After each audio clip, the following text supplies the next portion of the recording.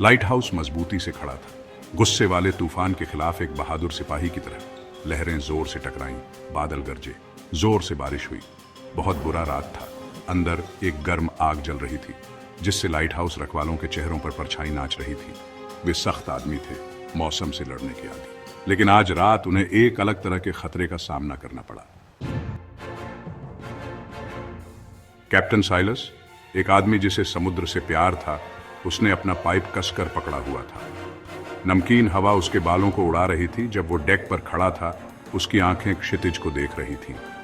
समुद्र उसका घर था, उसका आश्रय, और वो हर लहर और धारा को अपनी हथेली की तरह जानता था। लेकिन आज रात कुछ अलग लग रहा था। हवा तनाव से भरी हुई थी और लहरें आसन्न कयामत के राज फुसफुसाती हुई प्रतीत हो रही थीं। उसकी आंखें समुद्र की तरह नीली तूफानी लहरों को देख रही थीं।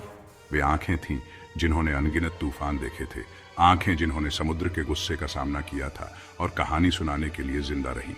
लेकिन आज रात वे आंखें एक अनहोनी के एहसास से भरी हुई थीं।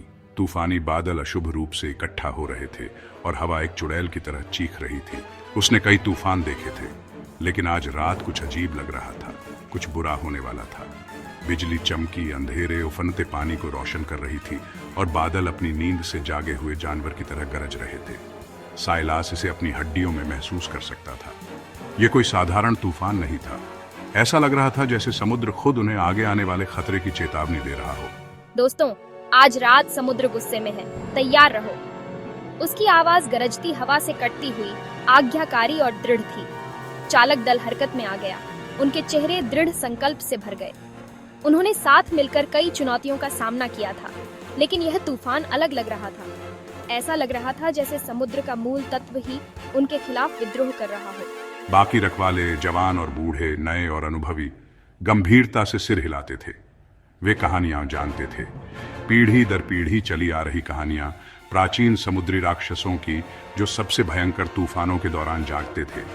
ये केवल किंवदंतियां नहीं थीं, वे अतीत की चेतावनियां थीं, लहरों के नीचे छिपे खतरों की याद दिलाती थी। डरावनी कहानियां जो नाविक आपस में फुसफुसाते थे। बिना किसी निशान के गायब हो जाने वाले जहाजों की कहानियां, नाविकों को अपने कयामत तक खींचने के लिए गहराई से उठने वाले राक्षसी जीवों की। जैसे जैसे तूफान तेज होता गया, फुसफुसाहट तेज होती गई। हर नाविक भयानक किंवदंतियों का अपना संस्करण साझा करता रहा। समुद्री राक्षसों की कहानियां, तूफानों से जागृत, भूखे और खतरनाक। समुद्र के क्रोध से पैदा हुए ये जीव अजेय कहे जाते थे, उनकी भूख अतृप्त। जैसे जैसे लहरें ऊंची होती गईं और तूफान उग्र होता गया, चालक दल केवल यही उम्मीद कर सकता था कि कहानियां बस कहानियां ही थीं, लेकिन गहराई से वे सच्चाई जानते थे। समुद्र प्राचीन, द्वेषपूर्ण ताकतों से जीवित था और आज रात उनका आमना सामना होगा। लहरों के पार एक गहरी कराह सुनाई दी। तूफान नहीं, बल्कि कुछ और, कुछ पुराना, कुछ विशाल। समुद्र में बुलबुले उठे। पेड़ों जितने मोटे विशाल जाल पानी से बाहर निकले। वे लाइट हाउस से टकराए, पत्थर से चिपक गए। समुद्री राक्षस सब डरे हुए थे, लेकिन कैप्टन साइलस मजबूत रहा। अपनी जगहों पर, लाइट की रक्षा करो, अपनी रक्षा करो। लड़ाई शुरू हुई। लगातार राक्षसों के हमले से लाइट हाउस हिंसक रूप से हिल गया। तूफान उग्र हो गया, चट्टानों से लहरें टकराईं और हवा एक जानवर की तरह गरजी। अंदर रखवाले हारपून और कुल्हाड़ियों से लड़ रहे थे। उनके चेहरे बिजली की छिटपुट चमक से जगमगा रहे थे। हर बार राक्षसी हमलावरों को रोकने का एक बेताब प्रयास था। हवा नमक और पसीने की गंध से भरी हुई थी और टकराती धातु की आवाज तूफान से गूंज रही थी। एक एक करके वे पीछे हटे, घायल और थके हुए, लेकिन फिर भी बहादुर। उनके शरीर दर्द कर रहे थे और उनकी आत्माओं की परीक्षा हो रही थी, लेकिन उन्होंने अपनी जगह बनाए रखी।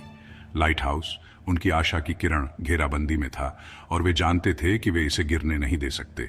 हम उन्हें हमेशा के लिए नहीं रोक सकते, कैप्टन। बेन, सबसे कम उम्र का रखवाला, चिल्लाया। उसका चेहरा डर से सफेद हो गया था। उसकी आवाज तूफान की गर्जना के ऊपर मुश्किल से सुनाई दे रही थी, लेकिन उसकी आंखों में निराशा बहुत कुछ कह रही थी। कप्तान, एक अनुभवी योद्धा, बेन के शब्दों में सच्चाई जानता था। वो सही था। उनके हथियार राक्षसों की मोटी त्वचा को चोट नहीं पहुंचा सकते थे। हर वार बेअसर होता दिख रहा था, जिससे जीव बेफिक्र रह जाते थे।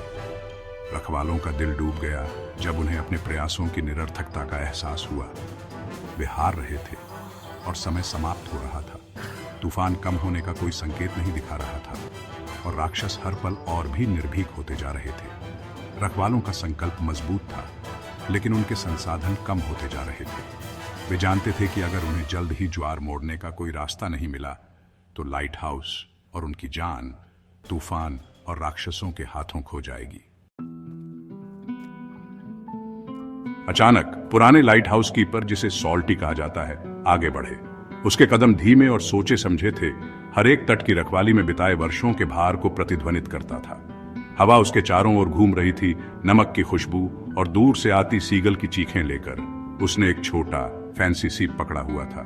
यह किसी अन्य के विपरीत था, जिसमें जटिल पैटर्न और एक झिलमिलाती सतह थी जो प्रकाश को पकड़ती थी। यह सीप अतीत का अवशेष था, आशा और रहस्य का प्रतीक। द सायरन कॉल, उसने कर्कश स्वर में कहा। कांपते हाथों से उसने सीप को अपने होठों से लगाया और फूंका। जो ध्वनि निकली वो भूतिया थी, एक राग जो समुद्र की आत्मा के साथ प्रतिध्वनित होता प्रतीत होता था। यह एक ऐसी पुकार थी जो पीढ़ियों से नहीं सुनी गई थी, एक ऐसी ध्वनि जिसमें चेतावनी और वादा दोनों थे। एक ऊंची उदास ध्वनि ने हवा को भर दिया। यह एक ऐसी ध्वनि थी जो खोए हुए नाविकों और भुला दी गई कहानियों, लहरों के नीचे छिपे गहरे रहस्यों की बात करती थी। हवा अपनी तीव्रता से कंपन करती प्रतीत हो रही थी, समुद्र के सबसे दूर के कोनों तक पहुंच रही थी। समुद्री राक्षस रुक गए, अपने हमले को भूलकर बूढ़े आदमी को घूर रहे थे। क्या यह उन्हें बचा सकता है?